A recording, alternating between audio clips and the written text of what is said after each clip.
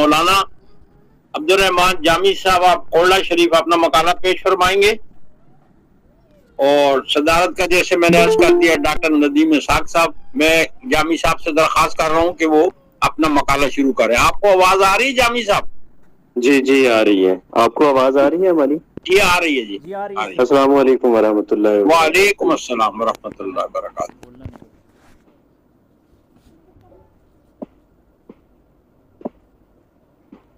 آپ بسم اللہ کریں، اپنا مقالہ شروع کریں۔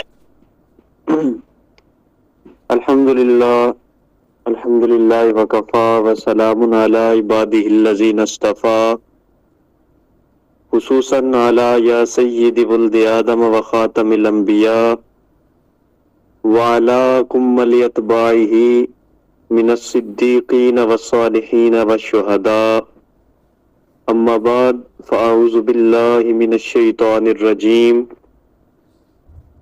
بسم اللہ الرحمن الرحیم، یختص برحمتہ من یشاء واللہ ذو الفضل العظیم، صدق اللہ العظیم۔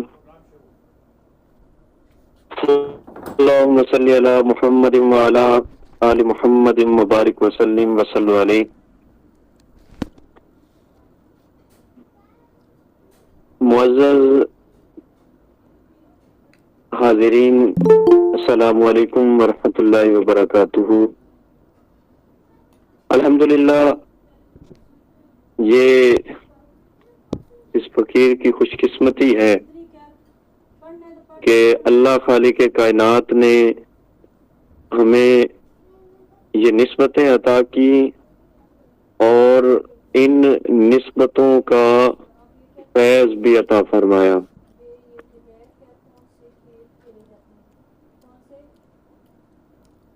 مولانا جامی رحمت اللہ تعالی علیہ کا تذکرہ، ان کا ذکر کرنا، یہ تو بڑے بڑے علماء کا کام ہے، کیونکہ ہم انتہائی عاجز اور طالب علم لوگ ہیں، لیکن اتنا ضرور کہیں گے کہ ان کی بارگاہ میں کچھ حاضری اس انداز سے پیش کریں کہ ایک دفعہ حضرت مولانا نور الدین عبدالرحمان جامی رحمت اللہ تعالی علیہ آپ کی روح خوش ہو کے کم از کم ہمارے لیے دعائے علم و فکر اور فن و عنایت فرمائیں۔ میں نے یہ جو آیہ مقدسہ مقدمے میں عرض کی، یختص برحمتہ من یشاء، اللہ جس کو چاہتا ہے چن لیتا ہے، آسان ترجمہ یہی ہے، اس کو مختص فرما لیتا ہے، اس کا اختصاص فرما لیتا ہے۔ یہ ہر فیلڈ میں ہوتا ہے، علمی فیلڈ ہو، جہاد کی ہو، کسی دنیاوی معاملے کی ہو، اللہ رب العزت نے کچھ خاص بندوں سے خاص کام لینے ہوتے ہیں، ان کی جو پیدائش اور ان کی جو دنیا میں آمد کے مقصد ہوتے ہیں وہ انتہائی اعلیٰ اور خاص قسم کے ہوتے ہیں۔ جس طرح کچھ مثالیں عرض ہیں کہ ہندوستان میں خواجہ ہند خواجہ غریب نواز، اور یہ خطہ پوٹھوار میں حضرت خواجہ امام المسلمین سیدنا پیر میر علی شاہ صاحب رحمت اللہ تعالی علیہ، اور بغداد میں شہنشاہ بغداد پیران پیر غوث العظم رضی اللہ تعالیٰ عنہ، الغرض کے مختلف ہر علاقوں میں کوئی نہ کوئی بہت بڑا نام آیا۔ اب ہر علاقے میں جو بندہ تشریف فرما ہوا، جس کو اللہ نے ڈیوٹی لگائی جس ایریا میں، اس کی ایک خاص وجہ بھی پیچھے کار فرما ہوتی ہے۔ میں اس کی بھی ایک مثال دے کے آگے بڑھوں گا کہ بہت دنیا میں اور علاقے بھی موجود تھے جن میں اسلامی تبلیغ کی ضرورت تھی اور بڑے بڑے علماء کی ضرورت تھی، لیکن شیخ حضرت پیران پیر، پیر دستگیر، غوث العظم سید شیخ عبد القادر جیلانی قدس سرہ العزیز، آپ کو بغداد شریف میں ہی کیوں مبعوث فرمایا گیا؟ اس کے بارے میں نے حضرت خواجہ پیر سید نصیر الدین نصیر گولڈوی رحمۃ اللہ علیہ آپ کی کتاب میں وجہ پڑھی تھی۔ آپ فرماتے ہیں کہ گو کے باقی دنیا کے علاقوں میں بڑے بڑے کفار اور بڑے بڑے نافرمان قسم کے لوگ موجود تھے، لیکن جو بغداد تھا، بغداد کو اس وجہ سے ضرورت تھی کہ وہاں پر علمی فتنے تھے۔ اب یہاں حضرت ہندوستان میں خواجہ غریب نواز تشریف لائے، باقی اولیاء تشریف لائے، یہاں پہ تو آگے سے کوئی شرعی دلیل دینے والے کوئی اتنے لوگ نہیں تھے، کیونکہ زیادہ تر ہندو تھے، سکھ تھے، دیگر مذہب تھے، یا چائنا والی سائڈ کے جو سرحدی علاقے ہیں وہاں بدھ مت اور وہ مذاہب رہتے ہیں، تو ان کو اسلام کی تبلیغ کرنا نسبتاً آسان تھا۔ لیکن جو مسئلہ بغداد کا تھا، بغداد کے اندر علمی فتنے تھے، وہ دینی دلائل اور شرعی دلائل، اسلامی دلائل کو لے کے فتنہ پھیلا رہے تھے، اور ان کا کلا کما کرنا یہ کوئی آسان کام نہیں تھا۔ اس کے لیے ایک متبحر عالم دین اور صوفی اور بہت ساری خصوصیات کا حامل بندہ درکار تھا، وہ حضرت پیران پیر تھے، اور ان کو وہاں پہ تشریف فرما کیا گیا۔ اب چونکہ جو آیت کا میں نے حوالہ دیا کہ اللہ نے مختص کرنا ہوتا ہے کہ اس علاقے میں یہ بندہ ضرورت کا ہے، اس علاقے میں یہ بندہ ہے، اس سے یہ کام لینا ہے، اس سے یہ کام لینا ہے۔ اسی طرح ایک نام تاج الشعراء، امام العاشقین، نور الدین عبد الرحمن جامی رحمت اللہ تعالی علیہ کا ہے۔ اور یہاں پہ میں اس مجلس کے انعقاد کے حوالے سے جب مجھے ڈاکٹر صاحب نے قبلہ نے بتایا تو مجھے خوشی ہوئی، اور مجھے یہاں پہ ایک رائے بھی اپنی ناقص عقل کے مطابق وہ دینی ہے کہ جب بھی صوفیاء کا تذکرہ کیا جائے، ان کے علمی کام، ان کے علمی خدمات، ان کی جو علمی وراثت ہے، اس کا تذکرہ اور اس کی تبلیغ ضرور کی جائے۔ اس کی بنیادی وجہ یہ ہے کہ صوفیاء کے متعلق آج کل خصوصاً سوشل میڈیا یہ ایک بہت بڑا شیطان ہے، اس میں ایک پورا پروپیگنڈا پھیلایا جاتا ہے کہ صوفیاء جاہل تھے، پیری مریدی صرف اس بات کا نام ہے کہ بس ہاتھ میں ہاتھ دو، نذرانے دو، لنگر کھاؤ، یہ کرو وہ، حالانکہ یہ اصل پیری مریدی کے بالکل خلاف ہے۔ اس کی وجہ یہ ہے کہ جتنے پیچھے ہمارے بزرگ علماء گزرے ہیں، ان علماء کے اندر بہت سارے نام جنہوں نے ایک گراں قدر علمی خزانہ چھوڑا، اور وہ بہت بڑے صوفی تھے، پیر بھی تھے، صرف صوفی نہیں تھے۔ تو آج کل کے اس دور میں ضرورت ہے کہ تصوف اور شرعی احکام کو ہم آہنگ کیا جائے۔ تصوف طریقت اور شریعت کے جدا ہونے کا جو کانسیپٹ عوام میں دیا گیا دشمنان اولیاء کی طرف سے، اس کو ختم کیا جائے۔ خیر، میں اپنے موضوع کی طرف آتا ہوں۔ حضرت مولانا نور الدین عبد الرحمن جامی کو اللہ رب العزت نے اس فارس کے علاقے میں، ایران، افغانستان، سمرقند، تاجکستان، ترکمانستان، ان علاقوں میں مبعوث فرمایا، کیونکہ یہ سارا فارس کا علاقہ کہلاتا تھا۔ ہجری اعتبار سے حضرت جامی رحمت اللہ تعالی علیہ یہ 9ویں صدی ہجری میں تشریف فرما ہوئے اور عیسوی کے حساب سے یہ 15ویں صدی میں تشریف لائے. یعنی یہ انہوں نے اکابر اولیاء کا زمانہ پایا. ان کی ولادت باسعادت 22 شعبان المعظم کو ہوئی اور ان کا وصال پرملال وہ 17 یا 18 دو روایتیں آتی ہیں لیکن میں نے جو زیادہ تر مستند کتب میں پڑھی وہ 18 محرم الحرام کی ہیں. لیکن اس کے بعد پھر ایک اور روایت بھی میں نے پڑھی جس میں یہ تھا کہ حضرت جامی 18 صفر کو دنیا سے تشریف لے گئے. بہرحال واللہ عالم بالصواب. یہ تاریخی باتیں ان کے اختلافات ہوتے رہتے ہیں مورخین کے. اب مولانا جامی رحمت اللہ علیہ کوئی صرف شاعر یا صرف صوفی نہیں تھے، ایک متبحر عالم دین تھے.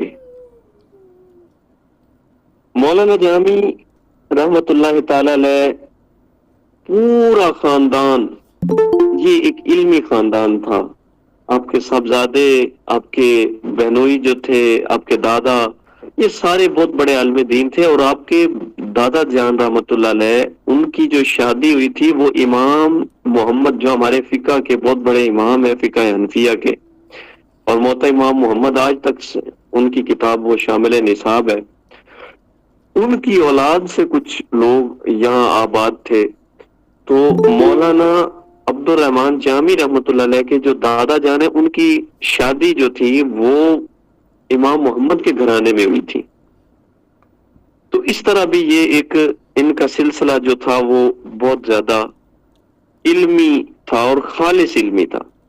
مولانا جامی رحمت اللہ علیہ کے اشعار میں تغزل یا مدح، حمد، نعت یہ ہر فیلڈ میں ہی امام تھے. اور صرف شاعری میں نہیں، جب یہ مروجہ علوم کی طرف آئے تو اب ابن حاجب رحمت اللہ علیہ کی کتاب کافیہ، اس کے بارے میں یہاں پہ علماء تشریف فرما ہے، یہ جانتے ہیں کہ اس کی دنیا میں تقریباً 400 سے زائد شروحات لکھی گئی ہیں. لیکن قربان جائیں حضرت مولانا جامی پہ کہ انہوں نے جو شرح جامی لکھی یہ بیسیکلی کافیہ ابن حاجب کی شرح ہے، اور اس کا پورا نام فوائد ضیائیہ ہے جو اصل نام ہے، جو آپ نے اپنے بیٹے کے نام پہ رکھا. تو اس کا مطالعہ اگر کریں تو آپ کو پتہ چلتا ہے کہ مولانا جامی رحمت اللہ علیہ صرف شاعر صوفی نہیں تھے بلکہ بلا کے عالم دین تھے، فقیہ اس بلا کے تھے کہ آپ کی فقاہت اور محبت رسول تو بہت زیادہ مشہور ہے، کہ استعارہ ہے جامی کا. جب بھی عشق رسول کا نام آتا ہے تو مولانا جامی کا نام ایک استعارہ بن چکا ہے عشق رسول میں. لیکن محبت آل بیت اور مودت آل بیت کا واقعہ اس قدر کمال کا ہے کہ یہ ایک دفعہ مرزا بابر کے دربار میں موجود تھے اور وہاں پہ یہ غالباً سمرقند میں دربار تھا. تو مرزا بابر چونکہ بادشاہ پہلے جو تھے وہ بڑے علمی شغف رکھنے والے ہوتے تھے، آج کل تو بس اللہ معاف کرے کیا حالت ہو گئی ہے. تو اس وقت کے بادشاہوں کے اندر ایک علمی ذوق، علمی شوق ہوتا تھا. مرزا بابر کے ہاں بھی علماء آتے رہتے تھے. تو ایک مولانا مزید آئے ہوئے تھے، اس کا ذکر مولانا جامی کی جو ایران سے پبلش ہوئی کلیات آپ کا دیوان، اس میں بھی ذکر ملتا ہے. اور مولانا جامی کے بارے میں پھر ایک چیز یہ کلیئر کرتے چلیں کہ مولانا جامی نے گو کے کچھ بادشاہوں کے قصائد بھی لکھے ہیں لیکن ان میں کوئی غلوب نہیں کیا، خواہ مخواہ ان کی بے جا تعریفیں یا وہ نہیں کی. یہ بھی ایک شاعری کا فن ہوتا ہے، بطور شاعر ایک فنکار آدمی انہوں نے کچھ اشعار کہے، لیکن ان کا مذہب، ان کا مسلک اس مسئلے میں بڑا اٹل تھا. وہ بالکل دنیا داری میں نہیں پڑھتے تھے. اب سوال یہ پیدا ہوتا ہے کہ جو ہی یہ کوئی واقعہ سنے گا کسی کے ذہن میں آئے گا لو جی دربار میں کیا کرنے گئے تھے, تو جواباً عرض ہے کہ وہ کوئی چپلوس عالم دین نہیں تھے, ان کو کسی دنیا دار کی ضرورت نہیں تھی. وہ وہاں بھی جاتے تھے تو ڈنکے کی چوٹ پہ کھڑے ہو کے دین کی تبلیغ کرتے تھے, محبت رسول اور محبت اہل بیت, محبت صحابہ کے اوپر کھل کے کلام کیا کرتے تھے. اور مجھے یاد آ گیا حضرت پیر سے نصیر الدین نصیر صاحب نے بھی اپنی کتاب نام النسب میں ان کا ایک بڑا علمی لطیفہ ذکر کیا ہے. اور یہ جو دیوان کامل جامی یہ ایران سے چھپا تھا, اس میں بھی مقدمے میں لکھا گیا ہے. واقعہ کچھ یوں ہے کہ مرزا بابر کے زمانے میں ایک بندہ آیا, اس کا نام تھا مزید, بڑا دانشمند تھا, عالم دین تھا. وہ ہرات میں آئے تو ہرات میں مرزا بابر کے دربار میں بحث چھڑ گئی یزید کے اوپر لعنت کے مسئلے میں. یہ آج کل کے تناظر میں بھی یہ بڑا ایک کام کا لطیفہ ہے جو فی زمانہ معاملات اور مسائل چل رہے ہیں. تو بحث چھڑی تو مولانا مزید جو تھے وہ لعن یزید کے قائل نہیں تھے. وہ کہتے تھے کہ یزید کے اوپر لعنت نہیں کرنی چاہیے, اور ان کی دلیل یہ تھی کہ چونکہ یہ اہل قبلہ میں سے تھا لہذا لعنت نہ کی جائے. خیر اس کے اوپر الگ کلام ہے, ہمارا موضوع نہیں ہے. تو مولانا جامی سے اس کی رائے لی گئی. مرزا بابر نے پہلے اس سے سوال کیا مولانا مزید سے, تو انہوں نے کہا جی لعنت نہیں کرنی چاہیے.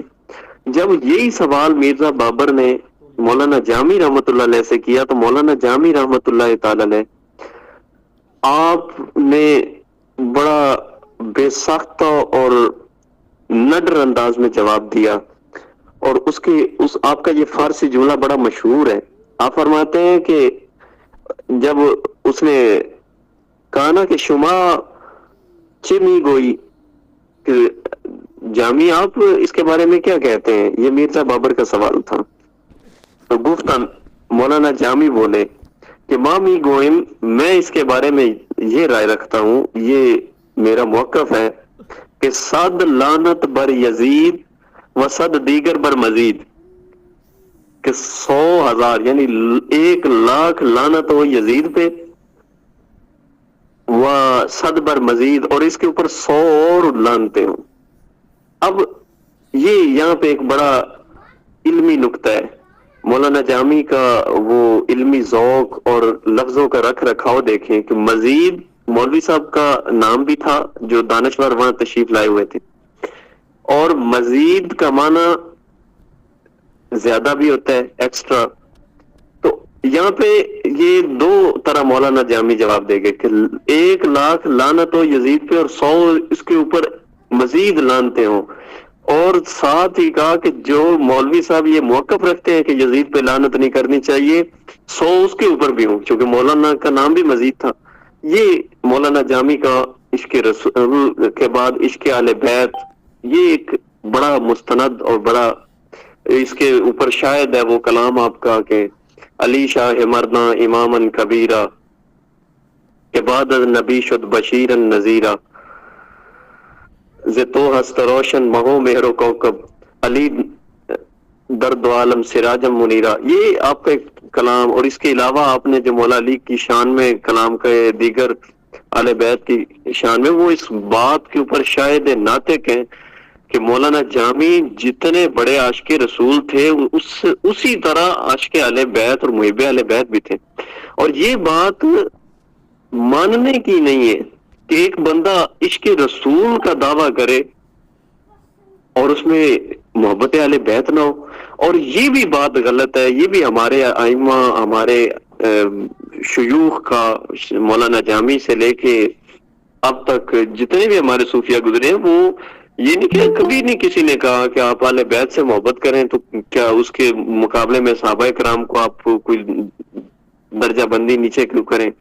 اس پر مجھے ایک روایت یاد آ گئی. مولانا حضرت یہ ہمارے یہاں پہ دربار علیہ گولڈا شریف کے مفتی صاحب وہ ایک دفعہ تشریف فرما تھے, میری ان سے بات ہوئی انہوں نے کسی مسئلے کو چھیڑا تو کہتے ہیں کہ ایک دفعہ میں نے روایت پڑھی، مولا علی پاک سے کسی نے افضلیت کا یہ سوال کیا، جی فلاں افضل ہے، فلاں افضل ہے، اس کا آپ کیا جواب دیتے ہیں؟ آپ نے فرمایا کہ سب سے افضل بعد از نبی صلی اللہ علیہ وسلم حضرت ابوبکر صدیق ہے، اللہ ترتیب وہ خلفائے ثلاثہ کا نام جب لے کے خاموش ہوئے تو سائل نے پھر سوال کیا کہ حضرت آپ اپنے بارے میں بتائیں، تو فرمایا نحن اہل بیت لا یعازینا احد، فرمایا کہ ہم اہل بیت ہیں، ہمارے ساتھ کسی کا موازنہ نہیں ہے۔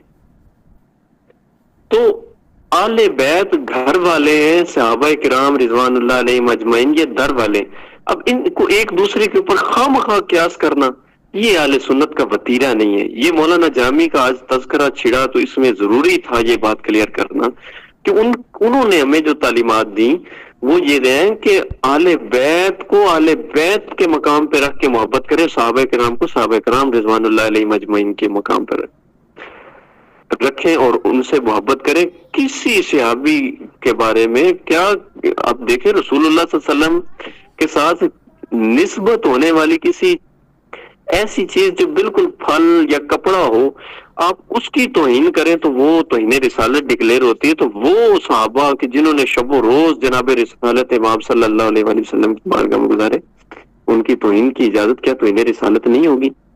لہذا یہ اس نے پیمانہ مقرر کر دیا کہ آپ لوگ ادھر ادھر کریں۔ مولانا جامی رحمۃ اللہ علیہ کی بات چل رہی تھی، یہاں میرا کچھ، چونکہ میں خود ایسی درگاہ سے وابستہ ہوں کہ جہاں پہ شعر و سخن کا ایک بڑا ماحول ہوتا ہے، تو میں یہاں پہ چاہتا ہوں کہ چند اشعار مولانا جامی علیہ الرحمہ کے وہ گوش گزار کرتا چلوں۔ ویسے آپ کی گلستان کی طرز کے اوپر لکھی بہارستان ایک کتاب ہے، وہ بہت اعلیٰ کتاب ہے، اس میں ایک بہت بڑا سرمایہ موجود ہے۔ اس کے علاوہ ان کی کتاب نفحات الانس ہے، دیوان جامی ہے، یہ کتب، اس کے علاوہ کافی ساری کچھ کتب ایسی بھی ہیں جو منسوب کی گئی ہیں، اس کے اوپر باقاعدہ ریسرچز ہو چکی ہیں اور بڑے لمبے لمبے تھیسس لکھے جا چکے ہیں۔ وہ اہل علم کو اپنے مطالعہ میں لانے چاہیے۔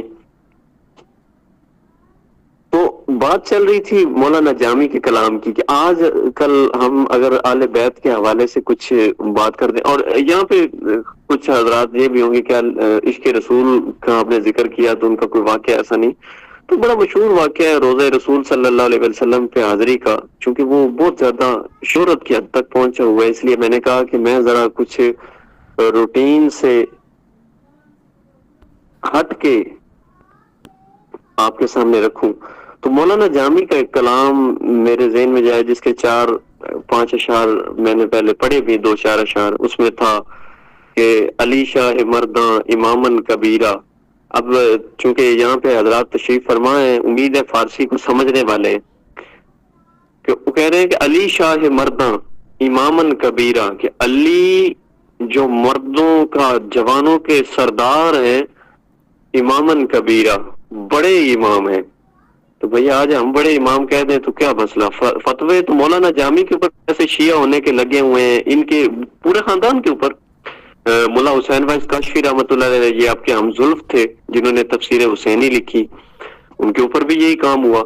مولانا جامی کے اوپر اور ان کے خاندان کے اوپر یہ اہل بیت کی وجہ سے لگے، اور یہ پرانا سلسلہ چلا آ رہا ہے، آج بھی لگتے ہیں، ہمارے اوپر لگ جاتے ہیں کہ یہ اہل بیت کا ذکر کیوں کرتے ہیں۔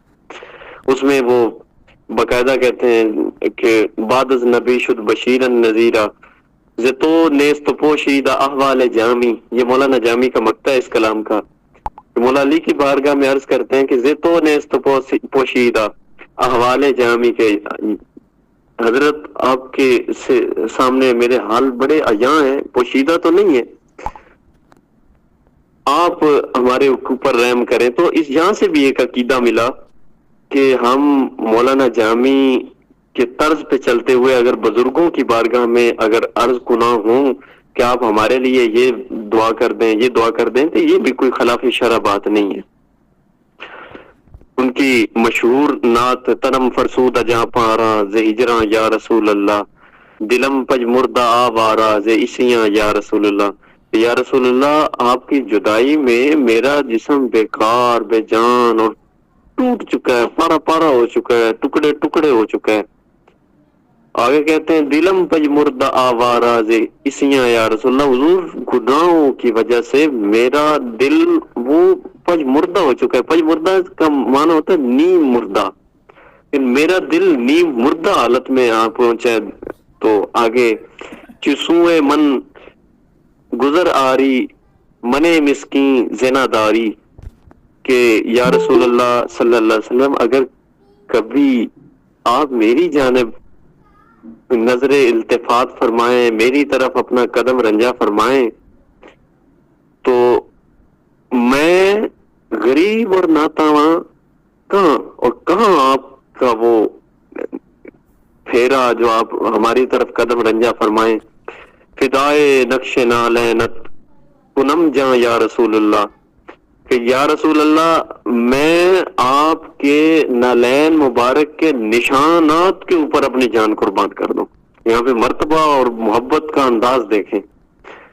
ذکر دا خیش حیرانم سیاہ شد روز اسیانم، پشے مانم پشے مانم پشے ماں یا رسول اللہ، کہ میں حضور اپنے کیے پر نادم ہوں، حیران ہوں، پشیمان ہوں. میرے نصیب گناہوں سے سیاہ ہو چکے ہیں. پشیمانم پشیمانم پشیمان یا رسول اللہ، اس بات پر میں حضور پشیمان ہوں اور بہت پشیمان ہوں. یہ تاکید کے لیے، یہ جب شعراء الفاظ یہاں پہ ایک ٹیکنیکل چیز ہے کہ جب شعراء ایک لفظ کو تاکیدن لے کے آتے ہیں، تکرار سے لے کے آتے ہیں، تو وہ صرف وزن پورا کرنا نہیں ہوتا، اس کے اوپر ایک پورا مائنڈ سیٹ ہوتا ہے، پورا ایک سوچ ہوتی ہے. اور یہ تکرار کے لیے ہوتا ہے. تکرار وہ اس لیے ہوتا ہے کہ تاکید پیدا کی جائے، یا معنی میں تاکید پیدا کرنے کے لیے پشیمانم پشیمانم پشیمان یا رسول اللہ، کہ حضور میں پشیمان ہوں، بہت زیادہ پریشان ہوں، بہت زیادہ شرمندہ ہوں. تو اس کے بعد مکتا ہے چوں بازوئے شفاعت را کشائی بر گناہ گاراں، مکن محروم جامی را دراں آ یا رسول اللہ، کہ یا رسول اللہ صلی اللہ علیہ وسلم معاشر میں جب آپ شفاعت کے بازو کشادہ فرمائیں، گناہ گاروں کے لیے اپنے بازوئے شفاعت کھولیں، تو مکن محروم جامی را، حضور اس وقت جامی کو محروم نہ کیجیے گا. اور چونکہ وقت قلیل ہے، میں بھی اسی آپ کے مکتے کے اوپر اسی کوئی آخر میں بطور دعا پیش کر کے اجازت چاہوں گا کہ چوں بازوئے شفاعت را کشائی بر گناہ گاراں، مکن محروم جامی را دراں آ یا رسول اللہ صلی اللہ علیہ وسلم. آخر میں عرض گزار ہوں کہ یہاں پہ کوئی اگر بات ایسی ہوئی ہو جو سبقت لسانی مجھ سے ہو گئی ہو، تو اس کو سبقت لسانی ہی تصور کیا جائے، اور کہیں اگر اصلاح کی ضرورت ہو تو میں خود ایک طالب علم ہوں، تو اصلاح فرما دیجیے گا. وآخر دعوانا. شکریہ جناب عبد الرحمان جامی صاحب. ہم آپ کو قلم کارواں کی محفل میں اس قبیلے میں خوش آمدید کہتے ہیں، اور آپ سے درخواست ہے کہ آئندہ بھی ہمیں اپنے علم سے نوازتے رہیے گا.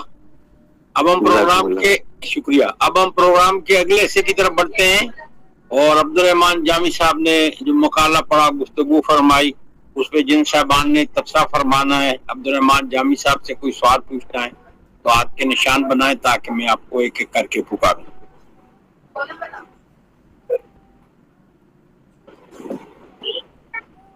السلام علیکم ورحمۃ اللہ وبرکاتہ. جی وعلیکم السلام ورحمۃ اللہ وبرکاتہ. آپ گفتگو فرمائیے طاہرہ اقبال صاحبہ. جی سب سے پہلے تو میں شکر گزار ہوئی ڈاکٹر صاحب کی، انہوں نے میری ریکویسٹ پہ مولانا جامی صاحب کی حالات زندگی ہم سے شیئر کرنے کے لیے انتظام کیا. اس کے بعد بہت شکر گزار ہوں جو ہمارے آج کے مکرم عبد الرحمان جامی صاحب، اللہ تعالیٰ ان کو اجر عظیم عطا فرمائے اور زیادہ برکتیں عطا فرمائے. تو میرا جو سوال ہے کہ جس واقعے کی وجہ سے مجھے بہت عقیدت تھی وہ واقعہ انہوں نے شیئر کیا. وہ جو میں نے سنا ہوا تھا واقعہ وہ کچھ ایسا تھا کہ مولانا جامی صاحب خانہ کعبہ گئے ہیں اور ان کا ارادہ تھا مدینہ پاک کی زیارت کے لیے، جبکہ وہاں سے جو اسلامیہ تھی ان کو زیارت ہوئی نبی پاک صلی اللہ علیہ وآلہ وسلم کی، جس میں کہا گیا کہ یعنی کہ جامی صاحب کا نام لیا گیا کہ وہ آئے ہوئے ہیں اور وہ مدینے تک نہ آنے پائے. وہ جو انتظامیہ جن کو زیارت ہوئی تھی انہوں نے سمجھا کہ شاید اس میں کوئی بندی کا مسئلہ ہے، تو انہوں نے جامی صاحب کو جیل میں ڈال دیا.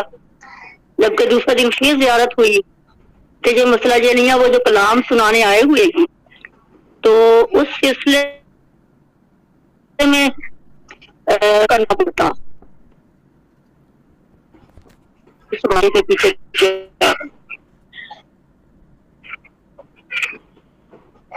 جی کیا آپ نے اس پہ روشنی نہیں ڈالی؟ جی میں دوران گفتگو یہ بات عرض کر چکا ہوں کہ یہ واقعہ چونکہ حد تواتر کو پہنچا ہوا ہے، بہت زیادہ مشہور ہے، تو اس لیے میں نے کہا کہ کچھ نئی چیزیں حاضرین کے سامنے، سامعین کے سامنے رکھی جائیں. یہ واقعہ بالکل ایسا ہے کہ 2 دفعہ گورنر مدینہ کو زیارت نصیب ہوئی اور انہوں نے مولانا جامی رحمۃ اللہ علیہ کو اس قافلے سے نکال دیا. جب تیسری دفعہ ہوئی تو تیسری دفعہ ان کو اریسٹ کر لیا گیا، گرفتار کر کے جیل میں ڈالا گیا. تو رسول اللہ صلی اللہ علیہ وسلم اسی کے دوبارہ گورنر کے جو وہاں کے مین تھے، ہیڈ تھے اسٹیٹ کے، ان کو خواب میں تشریف لا کے آپ نے فرمایا بھائی وہ کوئی مجرم نہیں ہے، وہ انہوں نے کلام جو لکھا ہے، جو نعت لکھی ہے، اگر وہ آ کے میرے روزے پہ پڑے گا تو مجھے شریعت کی حدیں توڑ کے روزے سے نکل کے جامی کا استقبال کرنا پڑے گا. ٹھیک ہے، تو میں نے اس وجہ سے اس کا ذکر نہیں کیا ہے چونکہ یہ ایک حد تواتر کو پہنچے ہوئے بچے نے سن رکھا ہے. تو میں نے کہا کہ تھوڑا سا کوئی نئی چیزیں ذکر کر دوں چونکہ وقت قلیل تھا، تو معذرت خواہ ہوں کہ میں اس واقعے کو بیان نہیں کر سکا. بہت شکریہ سر، بہت شکریہ. شکریہ جی. آگے بڑھتے ہیں. ہمارے پروگرام کے منتظم جناب محترم ڈاکٹر یاسر حسین صدقی الخیری صاحب نے گفتگو فرمانی ہے. جی ڈاکٹر صاحب. جی بہت شکریہ میر صاحب. آج کے اس پروگرام کے حوالے سے میں یہ بات آپ سے شیئر کرتا چلوں کہ یہ رحمان جامی رحمۃ اللہ علیہ کا تصرف ہے کہ آج ان کا تذکرہ خیر ہو رہا ہے.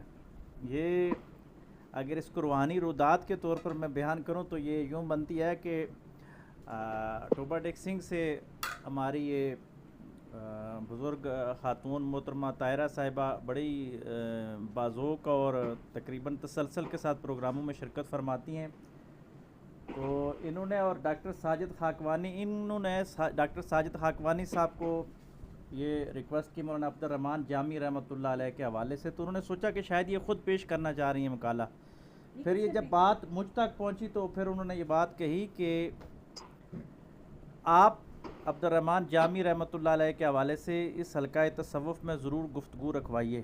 تو یقین جانیے جب یہ بات اس طرح پیش ہوئی تو میری روح اور میری فکر بہت دور چلی گئی کہ دیکھیں یہ بزرگوں کی محفل ہے اور کہیں سے اشارے ہوتے ہیں تو کہاں سے خبریں آتی ہیں کہ ان کا تذکرہ کیا جائے، اور ہم یہ سعادت سمجھتے ہیں. اور پھر سعادت کے اوپر سعادت یہ کہ میرا اپنا پروگرام تھا لیکن میں نے یہ مناسب سمجھا کہ گروپس میں سب سے پوچھا جائے کہ کون اس موضوع پہ جو ہے وہ سعادت حاصل کرنا چاہ رہا ہے. تو جو ہی میں نے یہ میسج گروپ میں چھوڑا کل یا پرسوں، تو اس پہ مولانا عبد الرحمن جامی صاحب نے تقریباً 10 منٹ کے بعد ہی جواب دے دیا کہ میں اس پہ گفتگو کروں گا. اور یہ بھی دیکھیں کہ ایک جامی کے اوپر یعنی 9ویں صدی ہجری کے عبد الرحمن جامی پہ آج اس صدی میں آ کے ایک مولانا عبد الرحمن جامی ہی گفتگو کر رہے ہیں. تو یہ خیر کی باتیں ہوتی ہیں جس کو نصیب ہو جائیں. اور پھر یہاں پہ صوفیاء کا وہ وسط ظرفی کے عبد الرحمن جامی رحمۃ اللہ علیہ نقشبندی سلسلے کے ایک عظیم الشان صوفی بزرگ گزرے ہیں. تو یہاں آج جو مقالہ پیش ہوا یہ بر صغیر پاک و ہند کی ایک بڑی عالمگیر چشتی خانقاہ کی مرکز سے وہاں بیٹھے مولانا عبد الرحمن جامی نے نقشبندی صوفیاء کے امام کے اوپر کمال گفتگو فرمائی ہے. تو جامی رحمۃ اللہ علیہ کا عشق تو وہ ایک ایسا عشق ہے کہ تسلسل کے ساتھ، تاریخی تسلسل کے ساتھ رہتی دنیا تک جاری رہے گا، عشق مصطفیٰ صلی اللہ علیہ وآلہ وسلم۔ لیکن ان کی شخصیت کو دیکھنے کے لیے تین جہتیں ہیں۔ ایک فارسی ادب پہ ان کو گہری گرپ حاصل تھی، اور فارسی ادب کے حوالے سے ان کی جو شاعری ہے وہ لازوال قسم کی شاعری ہے۔ آپ یوں کہہ سکتے ہیں کہ جس طرح ہمارے اردو ادب میں یا فارسی میں بھی یہ ڈاکٹر علامہ اقبال ایک انقلابی شاعر گزرے ہیں، اور یا سعدی شیرازی ہو گئے یا حافظ ہو گئے، اس درجے کے شاعر عبد الرحمن جامی یا ان سے بھی بڑے ہوئے وہ عظیم صوفی بزرگ گزرے ہیں۔ ان کی شخصیت میں پھر بہت سارے لوگ شعراء ہوتے ہیں، ادبی ذوق تو رکھتے ہیں، لیکن علم کی جو دینی علم کی گہرائیاں ہیں ان سے روشناس نہیں ہوتے۔ لیکن عبد الرحمن جامی رحمۃ اللہ علیہ کو یہ بھی وہ مقام اللہ تبارک و تعالیٰ نے عطا فرمایا کہ آپ دینیات کی یعنی گہرے عالم تھے، فقہ کے اوپر آپ کی گہری نظر تھی، اور آپ یوں سمجھیں کہ فقہ حنفی کے اس وقت کے وہ بہت بڑے سکالر بھی تھے۔ اور پھر دنیا تصوف کی طرف جب آئے تو باقاعدہ نقشبندی سلسلے کے جو امام ہیں بہاؤالدین نقشبند رحمۃ اللہ علیہ، اور یہ وہ نقشبندی ہے، میں تاریخی تسلسل تذکرہ کرتا چلوں کہ سینٹرل ایشیا کی جتنی بھی تان والی ریاستیں ہیں، ازبکستان، آذربائیجان، اور جتنی بھی یہ تان والی ایشیا سے آزاد ہوئی، یہ سارے نقشبندی صوفیاء کی بدولت ہی یہ لوگ اسلام کی طرف آئے، اور امام شامل بھی اسی نقشبندی قبیل سے ہی تھے۔ تو عبد الرحمن جامی بھی اسی قبیلے سے، صوفیاء کے اس قبیل سے تعلق رکھتے تھے، اور انہوں نے پھر بہاؤالدین نقشبند رحمۃ اللہ علیہ سے وہ اقتصاب پایا کہ نفات الانس جیسی کتاب جو تصوف میں ایک مارکۃ الاراء کتاب تصور کی جاتی ہے وہ لکھی۔ تو یہ وہ باتیں ہیں، اس یعنی ہمہ گیر شخصیت تھی۔ اور پھر آج کی اس بات میں اپنے بھائی مولانا عبد الرحمن جامی کو یہ خراج تحسین پیش کروں کہ انہوں نے ایک کمال بات کی۔ میں سمجھتا ہوں کہ آج کے حوالے سے شاید یہ نئی بات بھی تھی کہ پیر نصیر الدین نصیر رحمۃ اللہ علیہ نے یہ فرمایا کہ بغداد ہی کیوں شیخ عبد القادر جیلانی رحمۃ اللہ علیہ کے لیے رکھا گیا کہ وہ بغداد میں ہی آئے؟ تو وجہ یہ تھی کہ بغداد میں علمی فتنے اس حد تک ہو چکے تھے کہ وہاں ایسے صوفی کی ضرورت تھی جو علم کی گہرائیوں سے مزین ہو۔ ویسے تو سارے صوفیاء ہی عالم دین ہوتے ہیں، لیکن غیر علم کے ساتھ جو متصل لوگ ہوتے ہیں اور غیر علم کے ساتھ میدان میں اترتے ہیں تو وہ فتوحات حاصل کرتے ہیں۔ تو میں نے یہ اس سے اقتصاب کیا یوں کہ خواجہ معین الدین چشتی اگر ہندوستان میں آئے تو یہاں کرامات کا بہت زور ہمارے بر صغیر میں رہا، تو شاید یہ گنگائی جمنائی تہذیب میں ہندوازم کے شرک کی وجہ سے لوگ مافوق الفطرت قسم کی چیزوں کی طرف زیادہ راغب ہو گئے تھے، تو یہاں بر صغیر کے صوفیاء کو اس وقت کرامات کے ساتھ زیادہ نوازا گیا۔ لیکن میں اس کو اعظم کے تناظر میں اگر دیکھتا چلوں، بات آخری کہ آج کل کی اس جدید سائنس میں ہم سب کو اللہ تبارک و تعالیٰ ایسا صوفی عطا فرمائے یا ہمیں وہ مقام عطا فرمائے کہ ہم جدید سائنسی تقاضوں کے مطابق اپنے صوفیانہ علم کو لاتے ہوئے شریعت محمدی صلی اللہ علیہ وآلہ وسلم کا ظاہری اور باطنی نظام دنیا کو متعارف کروا سکیں۔ بہت شکریہ جی۔ ایک چیز اور ہماری طرف سے بھی ایڈ کر دیجئے کہ ہم مولانا عبد الرحمن جامی کا کلام یہ ہمارے صدر نشین ڈاکٹر ساجد خاقوانی صاحب کی انتظام کی وجہ سے برسوں سے سیرت النبی کا جو ہمارا پروگرام ہوتا ہے اس میں سنتے ہیں، اور آپ بھی سنتے ہوں گے اگر آپ تشریف لاتے ہوں گے، صاحبان جتنے بھی ہیں۔ تو ماشاءاللہ آپ کی باتیں بہت اچھی، پیاری، محبت والی تھی۔ آگے بڑھتے ہیں، اور جن صاحب نے ایک سوال کرنا ہے وہ جی آپ مزید بات کرنا چاہتے ہیں؟ یاسر حسین ستی صاحب۔ جی نہیں، میں نے ویسے ہی ہاتھ کا اشارہ میں اس کو ریموو کر رہا ہوں۔ اچھا ریموو کر دیجیے، اور جنہوں نے بات کرنی ہے ہاتھ کا نشان بنائیں، نہیں تو میں لسٹ کے مطابق پھر صاحبان کو پکارتا ہوں۔ لسٹ میں اسد صاحب کا نام آ رہا ہے۔ اسد صاحب آپ گفتگو فرمائیں گے، کچھ ایڈیشن کریں گے؟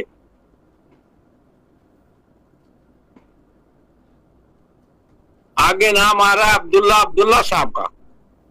جی عبداللہ صاحب، آپ نے ویڈیو آن کی ہے سے بھی آف کر دیجئے اور گفتگو فرمائیے اگر کچھ گفتگو کرنا چاہتے ہیں تو۔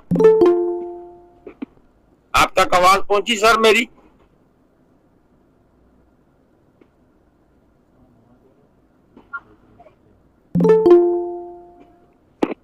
تک آواز نہیں پہنچی، ویڈیو آف کر دیجئے سر۔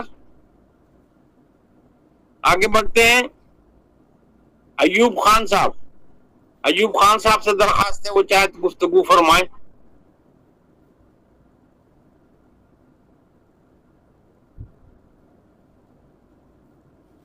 جی اب جناب محترم ڈاکٹر محمد فید خان صاحب کا نام آ گیا. جناب محترم ڈاکٹر صاحب. جی قبلہ اللہ سلامت رکھے میر صاحب.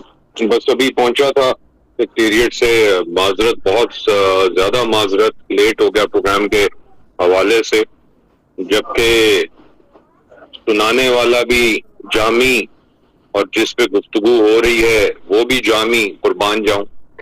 اور صدائے گولڑا اگر آج کانوں میں پڑی تو بڑے عرصے بعد کوئی آنکھیں تھوڑی سی نم ہونا شروع ہوئی, اور جو ابھی صرف بالکل آخری سمجھیے کہ نقطے والا جو جملے تھے آخری وہی سماعت گزیر ہوئے اور ہم وطن گوش ہوئے. تو اللہ سلامت رکھے. مجھے یقین ہے کہ جو بھی ان دبستانوں سے فیض یافتہ ہوتا ہے اس کی زبان میں نہ لرزشیں ہوتی ہیں اور نہ جس کے اوپر وہ کچھ پڑھتا ہے ان میں کہیں لرزشیں ہوں.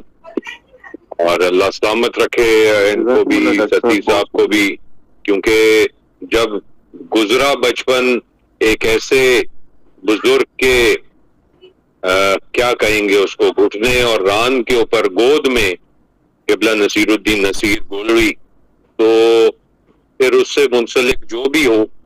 اور یہ انہی کی تعلیمات ہیں کہ دنیا میں جو بھی بندہ اللہ اور رسول کے نام سے کوئی چیز شروع کرتا ہے تو ویسے ہی اس کی طرف دل مائل ہو جانا چاہیے آپ کا, اور یہ سب سے ضروری بات ہوتی ہے.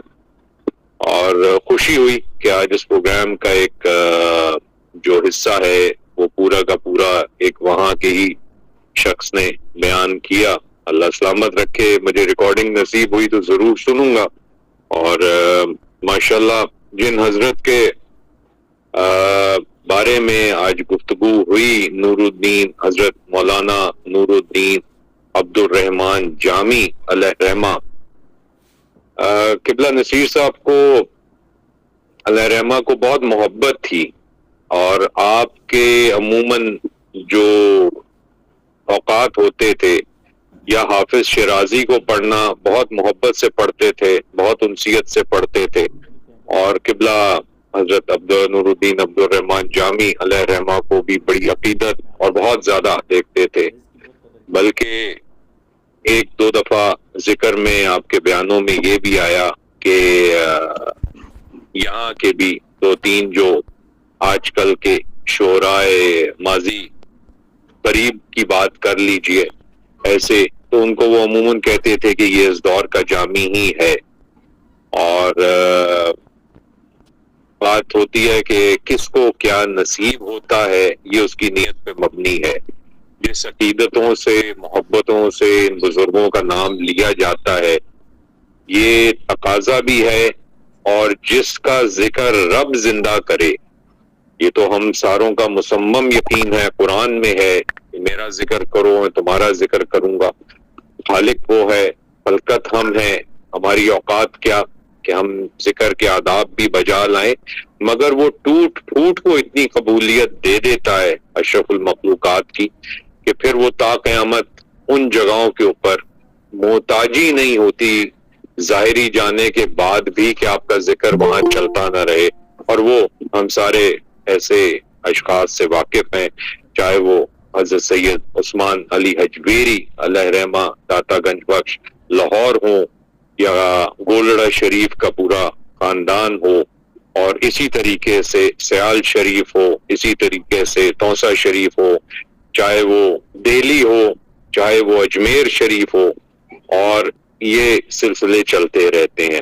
اللہ تعالیٰ ان بزرگان کے جو صحیح مقصد حیات ہے اور وہ ہے ہی اللہ اور رسول کے اتباع, اس کے علاوہ عشق نہ نصیب ہوتا ہے.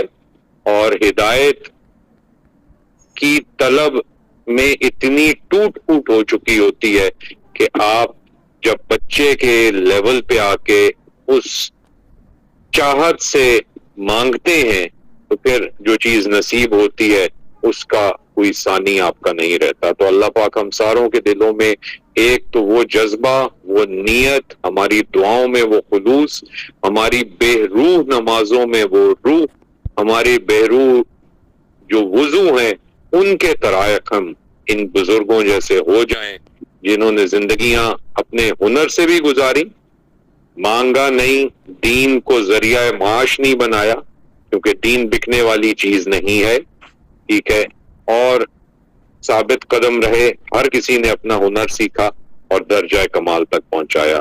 اللہ ان ساروں کے سائے تلے ہم ساروں کی نسلوں کو تا قیامت پروان چڑھائے رکھے، انہی کے نقش قدم پہ چلیں، انہی کی آرزوؤں میں جئیں، تاکہ ہمارے میں بھی وہ عشق وہ پیدا ہو کہ ادھر نام نبی آئے اور ادھر آنکھ سے آنسو ٹپکے۔ بہت شکریہ امیر۔ شکریہ جی، آگے بڑھتے ہیں۔ ڈاکٹر شہناز ظہیر صاحبہ سے درخواست ہے کہ آپ اپنی گفتگو فرمائیں۔ السلام علیکم ورحمۃ اللہ وبرکاتہ۔ بہت ہی زبردست مقالہ تھا اور پہلی دفعہ مجھے سننے کو ملا ہے، تو اس سے مجھے جو ہے معلومات میں بہت زیادہ اضافہ ہوا ہے۔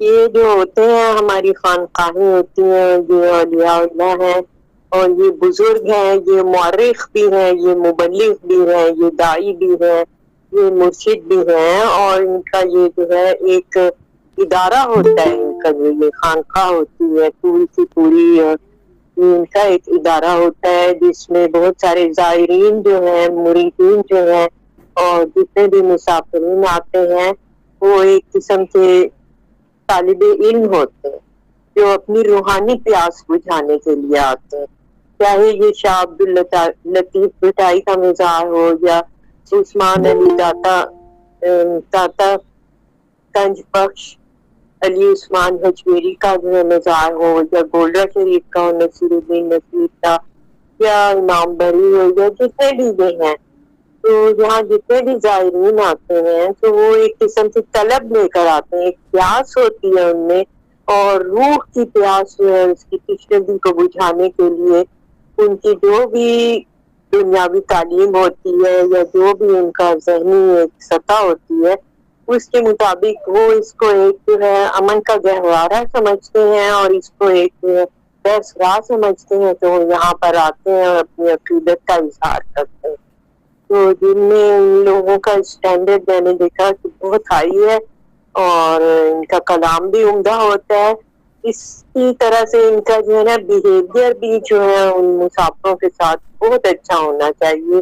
اس میں ان کے جو خدام رکھے ہوئے ہیں نا اپنے اپنے وہاں پر، گولڈا شریف میں ایک دفعہ میرے ساتھ ایسا ہوا تھا کہ لوگ گولڈا شریف چلتے، میں وہاں گئی تو ایک خادم جو ہے وہ دیہاتی عورتوں کو ڈانٹ رہا تھا، تو اتنا مجھے عجیب لگا۔ پھر اسے میں نے کہا کہ بہت دور سے آئے ہیں اور بیگ اٹھائے ہیں، تو اس نے کہا کہ نہیں جاؤ، جہاں مرضی سے آؤ، میں اس وقت جو کر رہا ہوں سو کر رہا ہوں۔ مجھے اچھا نہیں لگا تھا یہ گولڈا شریف کا واقعہ، اور اس کو 2-3 مہینے ہو گئے۔ تو ویسے اتنا اچھا ان کا سارا انتظام ہوتا ہے، ان کا کلام انتہائی عمدہ ہے اور سب کچھ، اور وہ کتابچے جو مل رہے تھے وہاں پر دکھ رہے تھے وہ بھی میں نے پڑھ کے دیکھے، اور ہر چیز، بس ایک یہی جو ہے واقعہ عجیب لگا تھا مجھے۔ آپ مناسب سمجھے تو بعد میں اس مسئلے کو میرے ساتھ ڈسکس کیجیے گا۔ یہ کہنا تھا میں نے کہ صوفیاء کی جو تعلیمات ہیں وہ مبلغین بھی ہیں، اور وہ بیچارے انپڑھ لوگ ہیں، وہ عقیدت کی وجہ سے آتے ہیں اپنی روحانی تشنگی کو بجھانے کے لیے، اور میری آنکھوں کے سامنے جو ہے وہ ڈانٹنے والا انداز تھا، میں دیکھ رہی تھی، میں نے بھی پھر اس بندے سے کہا ڈاکٹر صاحبہ یہ عبد الرحمان صاحب نے کہا ہے کہ آپ ان سے بعد میں یہ گفتگو فرما لیجئے گا، ٹھیک ہو گیا؟ میں نے چاند نہیں کرنی تھی یہ جی آ گئی بات۔ میرے خیال میں ڈاکٹر فرید صاحب صحیح ہو گیا، انہوں نے کہہ دیا، اب اس میں مزید گفتگو کی میں ضرورت نہیں سمجھتا سر۔ امیر صاحب میں گفتگو نہیں کروں گا، میں صرف آدھا منٹ لوں گا اور یہ تشنگی یہیں ختم کر دوں گا، کیونکہ میرے خیال سے اس وقت جو بھی یہاں حضرات بیٹھے ہیں سب سے زیادہ عرصہ بھی میرا ہی گزرا ہے، اور آج بھی میری وہی ملاقاتیں ہیں قبلہ حضرت نذیر صاحب سے، جو انسان آپ کے اندر رچ بس گیا ہو پھر اس کے بعد کچھ کہنا نہیں چاہیے۔ میم یہ ابھی سے نہیں ہے، میں بالکل آپ نے صحیح دیکھا ہے، میں آپ کو بالکل نفی نہیں کروں گا، اس کی کچھ بنیادی وجوہات ہیں۔ بہت پہلے سے قبلہ حضرت نذیر صاحب یہ بھانپ گئے تھے چیز کہ جو خانقاہی نظام کا زوال آ رہا ہے پاکستان میں 20 سال پرانی بات کر رہا ہوں، وہ چند لوگوں کی کچھ ایسی حرکات سے اور انہی حرکات کو جو نیت لے کے آتا ہے کسی دربار پہ یا خانقاہ پہ یا مدرسے میں یا بزرگوں سے ملنے، وہ لوگ اس کو دیکھ رہے ہوتے ہیں. جہاں 50 بندہ آتا ہے دعا کے لیے، وہاں 50 بندہ شوبدہ بازی کے لیے آتا ہے کہ یہاں دیکھا جائے چرچ تو نہیں پیا جا رہا، ڈھول تو نہیں پیٹا جا رہا، قبروں کو جا کے وہ جو کہتے ہیں جی سجدہ کر رہے ہیں وہ تو نہیں کیا جا رہا. اور پھر اس کی ویڈیوگرافی، اور وہ پھر جا کے بڑی خوبصورتی سے لوگوں کو یہ بتانا کہ جناب یہ دیکھ لو خانقاہی نظام کا یہ لطف و کرم ہے. اس چیز کو جب دیکھا تو آپ نے جو وہاں خادمین ہیں یا خادمین ہوتی ہیں، پہلی تو بات یہ ہے کہ مرد حضراتوں کو وہاں پہ عورتوں کی طرف بھیجا جاتا نہیں ہے، عورتوں کے لیے عورتیں ہی کھڑی کی جاتی ہیں، ایک بات. دوسری بات یہ ہے کہ انہیں سختی سے ایک چیز کے بارے میں بتایا جاتا ہے کہ کوئی شخص کوئی آئے کوئی بھی ہو، اگر وہ اس قسم کی کوئی حرکت کرے جس سے یہ شبہ ظاہر ہونا شروع ہو جائے کہ یہ باقیوں کو بھی گمراہ کر دے گا، اس کو بالکل آپ باہر کر دیجئے. ٹھیک ہے، ایک ادب کے لحاظ سے خانقاہ چلتی ہے. خانقاہ کا یہ مطلب نہیں ہے کہ خانقاہ کوئی اوپن اسٹیٹ افیئرز ہیں. خانقاہ ایک کسی کی زمین پہ اللہ کی دی ہوئی ایک وہ جگہ ہے جہاں اس نے رب کی ہی عبادت کی ہے، اس کے نبی کا ہی درود پڑھا ہے، اور انہی کے نام کے اوپر وہ ساری زندگی اتباع میں جیا ہے. اس کو خانقاہ کہا جاتا ہے. ہمارے ہاں تو خانقاہ کے لفظی معنی ٹیڑھے ہو چکے ہیں. خیر، تو I think I have definitely sorted your answer out in this regard کہ آپ نے جو دیکھا بالکل صحیح دیکھا، اگر دل دکھا بالکل صحیح دکھا، مگر اس کا بیک گراؤنڈ جو ہے وہ ابھی سے نہیں ہے، وہ تقریباً 20-22 سال پرانا ہے، اور ان چیزوں کو روٹ آؤٹ کرنا بڑا ضروری ہوتا ہے. اور اگر وہ نہ ہو، اس وجہ سے خانقاہوں میں آپ دیکھ لیجئے سیال شریف، گولڈا شریف، توسا شریف، یہ جو 4-5 مستند خانقاہیں بچ گئی ہیں، اس کے علاوہ کیا ڈھونگ پاکستان میں نعوذ باللہ رچایا جا رہا ہے اس نام کے اوپر کہ ساری بزرگ ہیں، سارے ہی اولیاء بن گئے. اولیاء بننا is not a child's game. ٹھیک ہے جی، میں اس پہ اتنا ہی بولنا چاہوں گا کیونکہ اس سے زیادہ بولا تو چیز تباہت میں چلی جائے گی اور کنفیوژن کا شکار ہو جائیں گے سارے. اور پھر وہی بات کہ خانقاہی نظام ایک ایسا پھل ہے جس کا مزہ، جس کی آشنائی آپ کی نیت پہ ڈیپینڈنٹ ہے. بس کوئی وجہ ہے جو وہاں پہ اللہ نے ان کا ذکر زندہ رکھا ہوا ہے، ورنہ ہم جیسے ہزاروں آئے، کروڑوں چلے گئے، مگر کوئی وجہ ہے جو ان کے وضو بھی قبول ہیں، کوئی وجہ ہے جو ان کی نمازیں بھی قبول ہیں، کوئی وجہ ہے کہ ایک سلطان الہند بیٹھتا ہے اور 80 لاکھ بندہ اس کے اوپر مسلمان ہو جاتا ہے. اگر کہیے کہ جی جھوٹ ہے حضرت خواجہ معین الدین چشتی کے بارے میں، تو جناب میں کہتا ہوں 50 لاکھ کر لیجئے، ارے 10 لاکھ کر لیجئے، چلیے 10 کر دیجئے. ہم میں سے کتنے ہیں جنہوں نے 10 لوگوں کو بھی مسلمان کیا ہو؟ بات تو یہ ہے، کوئی تو فرق ہے. اور اقبال علیہ رحمہ ایسے تو نہ تھے کہ اللہ نے جس شخص کو یہ فہم دیا یہاں کی دنیا کا بھی، غیر ممالک کی دنیا کا بھی، ٹھیک ہے، کہ وہ انہی کے نظام پہ چلا، انہی سے چلا، اور پھر آخر میں لسی بھی دینے والا سید علی عثمان حجویری علیہ رحمہ، اور ملاقات کرنے والا بھی حضرت خواجہ معین الدین چشتی اجمیری. بہت شکریہ. اب ہم اختتام تک بڑھ چکے ہیں، اور ڈاکٹر ندیم اسحاق صاحب سے میں درخواست کر رہا ہوں کہ صدارتی خطبہ عطا فرما دیں. ڈاکٹر ندیم اسحاق صاحب. میر صاحب السلام علیکم. میں تو آیا تھا کہ صدارتی خطبے سے پہلے جو فرید بھائی بول رہے ہیں 2-4 جملے میں بھی یہاں پہ بول دوں، لیکن آپ نے میرے صدارتی خطبے میں کور کر لیجئے سر. ٹھیک ہو گیا؟ جی بہتر، جی بہتر.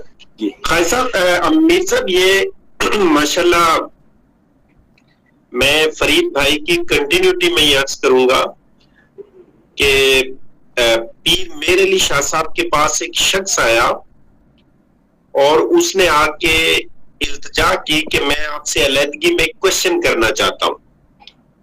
پچھلی صدی کے جو لٹریٹ مسٹکس ہیں جن کے اقبال بھی بہت زیادہ دائر ہے، ان میں پیر میر علی شاہ صاحب کا نام ہے، جو ابن العربی کے فتوحات مکیہ ٹائم کے ٹاپکس پہ بڑی گہری نظر رکھتے تھے اور پوری گرپ رکھتے تھے. تو وہ جب انہوں نے کہا کہ آپ اہل سعادت ہیں تو آپ اللہ کو بہت کثرت سے یاد کرتے ہیں, تو کیا خدا بھی آپ کو یاد کرتا ہے؟ تو میر صاحب آپ کو حیرت ہوگی کہ پیر میر علی شاہ صاحب نے اتنا خوبصورت جواب دیا. انہوں نے کہا کہ یہ دیکھو کہ میں 60 70 80 برس کی عمر میں یاد کر کے اس ذات کی عظمت اور کبریائی میں کون سا اضافہ کر جاؤں گا جو ازل سے ہے اور ابد تک رہے گی. لیکن میں اس ذات کا یاد کرنا آپ کو بتا دوں کہ جب کوئی بندہ اپنی زندگی کی سانسوں میں اس کو رچا بسا لے تو اس کے جانے کے بعد وہ یاد کیسے کرتا ہے, اس کو خدا کیسے یاد کرتا ہے. تو وہ لوگوں کے دلوں میں تو وہ جب دنیا سے جاتا ہے تو قدرت پھر لوگوں کے دلوں میں محبت ڈالتی ہے. مؤلف بین قلوبہم, یہ محبت میں ڈالتا ہوں, یہ تم نہیں ڈالتے. یہ قرآنک آیت جو غالباً سورۃ اعراف کی ہے, میری اصلاح کیجیے گا اگر کوئی عالم دین ہے, کہ تم دنیا کا مال تمام خرچ کر لو تو یہ محبت نہیں ڈال سکتے. تو پیر میر علی شاہ صاحب نے کہا کہ پھر لوگ جوک در جوک, چاہے اس آدمی کو صدیاں بیت جائیں, اس کے پاس جاتے ہیں, اس کو چاہے نہ بھی جانتے ہو, اس کے در پہ جا کے درود پڑھ کے آتے ہیں, اس کے درجات کی بلندی کی دعا کر کے آتے ہیں. خدا پھر لوگوں کے دلوں میں ان کو زندہ کر دیتا ہے. یہ اللہ کا بندوں کو یاد رکھنا ہے. یہاں پہ اقبال کی ریفرنس میں ایک پوائنٹ سناؤں گا. وہ اقبال فرماتے ہیں کہ دشت میں میدان میں کوہسار میں ہے, بحر میں موج کی آگوش میں طوفان میں ہے, چین کے شہر مراکش کے بیابان میں ہے, اور پوشیدہ مسلمان کے ایمان میں ہے. چشم اقوام یہ نظارہ ابد تک دیکھے, رفت شان رفانہ لک ذکرک دیکھے. اے نبی, ہم نے آپ کا ذکر بلند نہیں کر دیا. تو یہ فرید بھائی کی کنٹینیوٹی میں خانقاہیں بنیادی طور پہ کریکٹر بلڈ کیا کرتی تھی. آپ جب برٹش رجیم اس سب کانٹیننٹ میں آئی ہے, اس سے پہلے کی خانقاہیں اٹھا کے دیکھیں, بڑے بڑے مجاہد خانقاہوں سے پیدا ہوتے تھے, بڑے بڑے جنگ جو مجاہد جو دین کے بول بالا کے لیے جان قربان کرتے تھے. اب خانقاہوں میں وہ کریکٹر نہیں ڈیولپ ہو رہا. اب خانقاہ تو رہی نہیں کہ اب تو مسلمان ہوس زیادہ ہو گیا, وہ پیسے کے لیے کسی گراوٹ تک گرنے کے لیے تیار ہے. میں خطبے کی طرف آتا ہوں.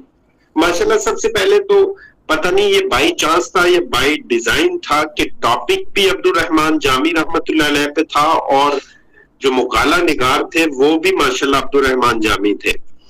تو اسپیکر ماشاءاللہ انہوں نے بڑی ڈیپلی چیزوں کو تھوڑا سا ڈگ آؤٹ کرنے کی کوشش کی. مجھے تو وہ اسٹوڈنٹ لگ رہے تھے. سب سے خوبصورت جو انہوں نے آیت پڑھی, یغتص برحمتک من یشاء, نبی صلی اللہ علیہ وسلم پہ جب نبوت ختم ہوتی ہے اور پھر یہ دعوت کا کام اس امت کے ذمہ پڑتا ہے, تو پھر اللہ رب العزت کا اپنے بہترین کام کی دعوت اور تبلیغ کے لیے وہ اپنے بہترین بندے چنتا ہے, اور جن کو وہ چنتا ہے پھر ان کو خاص کر لیتا ہے. یہی وہ آیت ہے یغتص برحمتک من یشاء, کہ جس کو وہ چاہے اپنی رحمت سے خاص کر لے, پھر اس کو خاص ایسا کرتا ہے کہ اس سے پھر اپنا کام لیتا ہے, پھر لوگوں کے دلوں میں اس کی محبت ڈالتا ہے, اور پھر ایسے ہی اس کا اسپرٹ چلتا آ رہا ہے since the inception of the Adam's history.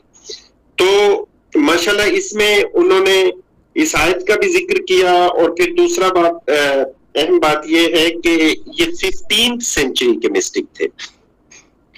آپ اگر تصوف کی since beginning to till date اٹھا کے دیکھیں تو جتنے بھی بڑے سائنٹسٹ گزرے ہیں, نالجبل پرسنالٹیز گزری ہیں, وہ تمام کی تمام صوفی اور مسٹکس ہی تھے. کیونکہ صوفی ہی وہ کریکٹر ہوتا ہے جس میں تمام علوم سمٹتے ہیں. کیونکہ آج سائنسز بھی کہتی ہے جب کوئی بھی شخص سیلف ریئلائزڈ ہوتا ہے تو سیلف ریئلائزڈ انسان ہی گاڈ ریئلائزڈ ہوتا ہے. تو اس میں علوم سمٹ جاتے ہیں سارے کے سارے. فزکس, کیمسٹری, بایولوجی, سائیکالوجی, یہ بیسیکلی الگ الگ علوم نہیں ہے, یہ ایک ہی علوم سے نکلتی ہوئی مختلف شاخیں ہیں. تو 15th سینچری کے ماشاءاللہ یہ مسٹک تھے, فارس کے علاقے میں یہ موجود تھے. پھر اقبال انہی ہستیوں کے بارے میں وہ کہتا ہے بڑی خوبصورت اقبال کی ایک پرشین ربائی ہے، کیونکہ تصوف جو ہے اس کے روٹس جو ہیں وہ نبی صلی اللہ علیہ وسلم کی تمام سیرت میں ہمیں نظر آتے ہیں. یہ قرآنک روح ہے. بہت سارے لوگ جو بیچارے صفائے قلب اور تزکیہ نفس سے محروم رہتے ہیں وہ انگلیاں اٹھاتے ہیں اس کے اوپر، لیکن جب انسان کے اندر سے کلینزنگ ہوتی ہے، وہ ڈی کنڈیشنڈ ہوتا ہے اور اس کے اندر ایک ویکیوم کریٹ ہوتا ہے، اور جب ڈیوائن ایلیمینیشن آتی ہے اور اس کے اندر انلائٹنمنٹ اور انسائٹ آتی ہے جب، تو اس کو فیل ہونا شروع ہو جاتا ہے کہ یہی تو وہ بیسیکلی روح تھی جس کے لیے انسان کو تخلیق کیا گیا تھا. جو لوگ تصوف کے اوپر ہمیشہ انگلیاں اٹھاتے ہیں، غالباً اس کی ریزن یہ ہوتی ہے کہ اس کا نالج ایک تو ان کی فہم کے مطابق کم ہوتا ہے اور وہ اندر سے پیور نہیں ہوئے ہوتے. تو یہاں جب ماشاءاللہ جامی صاحب کو، ویسے آج تک میں بھی صرف اسی ریفرنس میں جانتا رہا تھا کہ وہ ایک پوئٹ ہے، ان کا وہ جو زبان زد عام واقعہ کہ نبی صلی اللہ علیہ وسلم وہ جو وہاں کے موجود رولر تھے ان کے خواب میں آئے اور انہوں نے منع کیا کہ جامی صاحب کو منع کیجیے گا کہ یہاں پہ وہ نہ آئے. لیکن وہ آج جب عبد الرحمان جامی صاحب نے ماشاءاللہ ان کو ایک ایک پوائنٹ میں ڈیٹیل سے کھولا تو میرے بھی نالج میں اضافہ کیا. میں اقبال کی وہ ربائی سنانا چاہتا تھا. اقبال کا سارا کلام ایک سکول آف تھاٹ یہ بھی کہتا ہے کہ اقبال نے بھی شاید صوفیاء کے خلاف لکھا ہے، لیکن اقبال اتنی بڑی جسارت نہیں کر سکتے تھے. ہاں ایسا ہو سکتا ہوگا کہ انہوں نے ان صوفیاء کے خلاف کچھ کہہ دیا ہوگا جن کو وہ سمجھتے ہوں گے کہ یہ اب انگریز کے اثر میں آ کے تصوف پہ لیوٹ ہو گیا. لیکن اقبال کہتا ہے نساکی نازکی ماں نہ گفتم، نساکی نازکی ماں نہ گفتم، حدیث عشق بے باکاں نہ گفتم. کہتا ہے جو عشق کی داستان تھی وہ میں نے بڑے بے باک اور بولڈ انداز میں بیان کی ہے. ذاکبر پاکان امت، کہتا جو امت کے پاک لوگوں کی باتیں تھی، ترا بن شوقی رندان گفتم، وہی میں نے وہ شوقی انداز میں بیان کرتی ہیں جو امت کے پاک لوگ بیان کرتے آ رہے تھے. اب یہ سیکوینس پیوریفائڈ لوگوں کا کون سا ہے؟ یہ 124,000 جو پروفٹس کا سیکوینس چلتا آ رہا ہے. جب نبی صلی اللہ علیہ وسلم جو ہے دنیا سے پردہ فرما جاتے ہیں تو پھر جا کے یہ کام جو ہے ان لوگوں کے ذمہ لگ جاتا ہے جو صوفیاء کہلاتے ہیں. پھر یہ کام چلتے چلتے at the end of the day صوفی کے ذمہ ہی رہے گا کہ ماشاءاللہ اللہ رب العزت اس کو چنتا ہے، اس سے اپنا کام لیتا ہے. یہاں پہ ذکر ہوا کہ انہوں نے شرح لکھی، ایک ان کی یزید کے دربار میں بحث کے حوالے سے بھی بات ہوئی. پھر علی درد عالم سراج المنیرہ علی رضی اللہ تعالیٰ عنہ پہ انہوں نے بہت سارا کلام لکھا. اس کی ریزن یہ ہے کہ تصوف کی گو کے 4 سلاسل ہیں، لیکن جب ہم اس کی باریکیوں میں جاتے ہیں تو ایک سکول آف تھاٹ کا کہنا یہ ہے کہ شاید لباس صوف پہنتے تھے جتنے انبیاء تھے، تو تصوف جو ہے وہ لباس صوف کی مناسبت سے ایسوسیٹ ہوا. ایک سکول آف تھاٹ کا کہنا یہ ہے کہ جو اصحاب صفا تھے ان سے ایسوسیٹ کرتا ہے یہ لفظ. ایک سکول آف تھاٹ کا کہنا یہ ہے کہ ارلی گریکس میں سوفسٹ موجود تھے، یہ واکنگ ٹیچرز کہلاتے تھے. لوگ ان سے پوچھا کرتے تھے اپنے روٹین کے معاملات، تو تصوف وہاں سے نکلا ہے. اقبال کے ہاں بھی اقبال جب تصوف کی باریکیاں بیان کرتا ہے تو وہ کہتا ہے کہ اس میں گریکس کے کچھ ایلیمنٹ اور کچھ ہندو ایلیمنٹ مکس ہوئے ہیں تصوف کے اندر. اگر ان کو ڈیلیٹ کر دیا جائے تو یہ اسلام کی روح ہے. اقبال اس لیے تصوف کے اندر اس کی امتزاجیت ہونا پسند کرتا ہے. پھر دوسرا یہاں پہ علی رضی اللہ تعالیٰ عنہ کے حوالے سے ذکر بھی ہوا. جامی رحمت اللہ علیہ نے ان پہ کلام لکھا. پھر علی رضی اللہ تعالیٰ عنہ کی حوالے سے میں عرض کر دوں کہ نبی صلی اللہ علیہ وسلم نے ان کو دروازہ علم کہا تھا. اقبال کی جو اسرار خودی ہے اس کے اندر اقبال در معنی شر اسماء علی لکھتے ہیں رضی اللہ تعالیٰ عنہ. وہ حضرت علی رضی اللہ تعالیٰ عنہ کے 4 اسماء بتاتے ہیں. سب سے پہلے ابو Turab. Abu Turab mean father of the soil, father son of the soil نہیں کہا، فادر آف دا سوائل. دوسرا نام ان کو وہ دیتے ہیں ید اللہ، اللہ کہا. تیسرا نام ان کو دیتے ہیں دروازہ علم، جہاں سے علم آتا. چوتھا ان کو دیتے ہیں حیدر کرار. اب دیکھیں حیدر کرار ہوتا ہے the person who fights again and again. ابو تراب جو ہے وہ بالکل حیدر کرار سے اپوزٹ ہے. اب وہ لیٹے ہوئے ہیں اور ان کے رخسار سے مٹی لگی ہے، تو نبی صلی اللہ علیہ وسلم نے ان کو ابو تراب کا خطاب دیا. اقبال یہ کہتے ہیں کہ مرسل حق کرد نامشبو تراب، حق ید اللہ خان در ام الکتاب، کہ نبی صلی اللہ علیہ وسلم نے ان کو جو ہے وہ ابو تراب کا خطاب دیا. ریزن کیا تھی اس کی؟ شیر حقیق خاک را تسخیر کر این گل تاریخ را اکسیر کر، کہ انہوں نے اپنے جسم کو فتح کیا تھا اور جسم میں لگنے والی جبلت اور خواہشوں کو فتح کیا تھا. جب جبلت اور خواہشوں کو انہوں نے فتح کر لیا تو پھر جا کے وہ علم کا دروازہ بنے. جب علم کا دروازہ بنے تو دیکھیں اقبال کیا کہتے ہیں، ذات او دروازہ شہر علوم، کہ ان کی ذات کو اللہ نے علوم کا دروازہ بنا دیا. زیر فرمانش حجاز و چین و روم، کہ حجاز، چین اور روم ان کے فرمان کے انڈر آ گئے. پھر اقبال دیکھیں جب علم آ جاتا ہے تو پھر اقبال کہتے ہیں از خود آگاہ ید اللہ کند از ید اللہ شہنشاہ کند، کہ خود آگاہ شخص ہی پھر اللہ کا ہاتھ بن جاتا ہے، اور اللہ کا ہاتھ بنا ہوا شخص ہی پھر جو ہے وہ صحیح شہنشاہ ہوتا ہے. اب آخر میں اقبال حیدر کرار کا ذکر کرتے ہیں، ایک مصرع میں وہ بھی سناؤں گا. کہتے ہیں مرد کشور گیرز کراریس گوہرش را آبرو خودداریس، کہ ان کو حیدر کرار پھر بنا دیا گیا. تو یہ بیسیکلی وہی سپیرٹ ہے جو جامی رحمت اللہ علیہ بیان کرتے ہیں کہ تصوف کا جو سیکوینس ہے، جب آپ اس کو 255 قرآن کی ورس سورہ بقرہ کی 256 اور 57 میں جب آپ آتے ہیں، اللہ ولی الذین آمنوا یخرجہم من الظلمات الی النور، کہ اللہ رب العزت جو ہے وہ ولی چنتا ہے ایمان والوں میں سے اور ان کو ظلمات سے نکال کر نور کی طرف لے جاتا ہے. ظلمات کیا ہے؟